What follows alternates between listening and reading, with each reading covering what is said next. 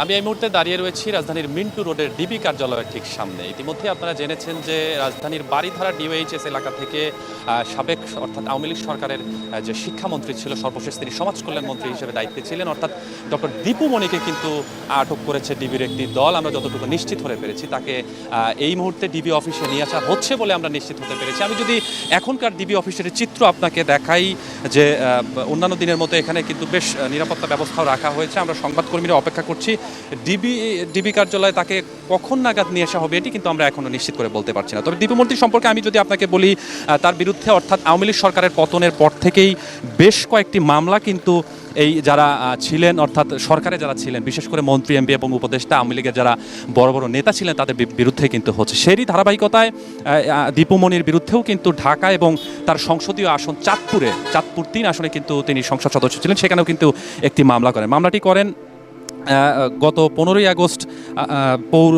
চাঁদপুর পৌর যুব দলের যুগ্ম আহ্বায়ক ও শহরের বাগাদি রোড হাওলাদারের বাড়ির বাসিন্দা কালু হাওলাদারের ছেলে মোহাম্মদ রাজ্জাক হাওলাদার বাদী হয়ে কিন্তু একটি মামলা করেন। মামলাতে যেটি বলা হয় যে গত 18ই জুলাই চাঁদপুর জেলা বিএনপির সভাপতি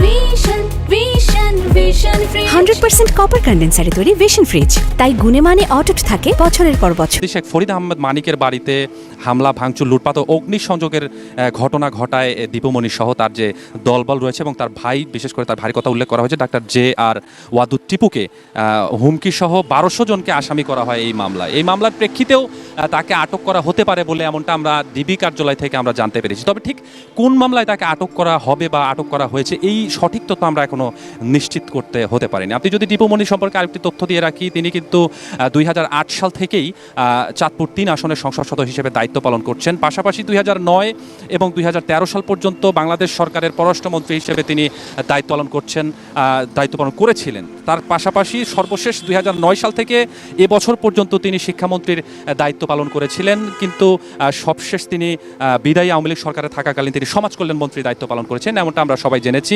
তবে আওয়ামী লীগ সরকারের পতনের পর থেকেই আপনারা জানেন যে সরকারের বাঘা মন্ত্রী, এমপি, উপদেষ্টা পর্যন্ত বিভিন্ন জায়গা থেকে আটক করা হয়েছে। বিশেষ করে সালমান এফ রহমান এবং আইনমন্ত্রী আনিসুল হককে কিন্তু রাজধানীর পাগলা থেকে একটি নৌকা থেকে আটক করা হয়েছে, এমন তথ্য আমরা এর আগেও পেয়েছি এবং পরবর্তীতে তাদেরকে আদালতে তোলার পরে রিমান্ডও মঞ্জুর করা হয়েছে। পাশাপাশি জুনায়েদ আহমেদ পলক এবং সাবেক পররাষ্ট্রমন্ত্রী হাসান মাহমুদ সহ আরও বেশ কয়েকজন নেতাকে, ছাত্রলীগ যুবলীগের বেশ কয়েকজন নেতাকে আটক করা হয়েছে, এমন তথ্য আমরা এর আগেও দেখেছি এবং তাদের পরবর্তীতে আদালতে তোলার পরে তাদের রিমান্ড মঞ্জুর করেছে আদালত, এটিও আমরা দেখতে পেয়েছি। তো এরই ধারাবাহিকভাবেই যে এই যে আপনার আটক করা হচ্ছে, তাদেরকে বিভিন্ন জায়গা থেকে আটক করা হচ্ছে।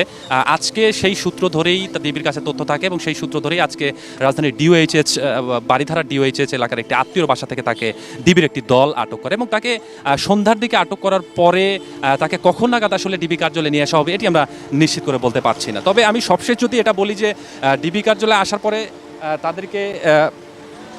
তাকে হয়তোবা আগামীকাল আদালতে তোলা হবে এবং আদালতে তোলার পরে তার কতদিন রিমান্ড চাইবে ডিবি বা তাকে এই কোন মামলায় গ্রেপ্তার হয়েছেন এই তথ্য আমাদেরকে নিশ্চিত করবেন এবং এখানে কখন নাগাদ তাকে এসেছে এই তথ্য কিন্তু আমরা এখনও পাইনি। তবে আসার পরে এই যে প্রসেসগুলো, এই প্রসেসের মধ্যে একটু পরেই হয়তো আমরা জানতে পারবো, যখন আসবে তার পরপরই হয়তো জানতে পারবো, জানলে আমি আরও ভালোভাবে আপনাদের জানাতে পারবো। তো এই ছিল ডিবি কার্যালয় থেকে আমার কাছে সর্বশেষ অবস্থা।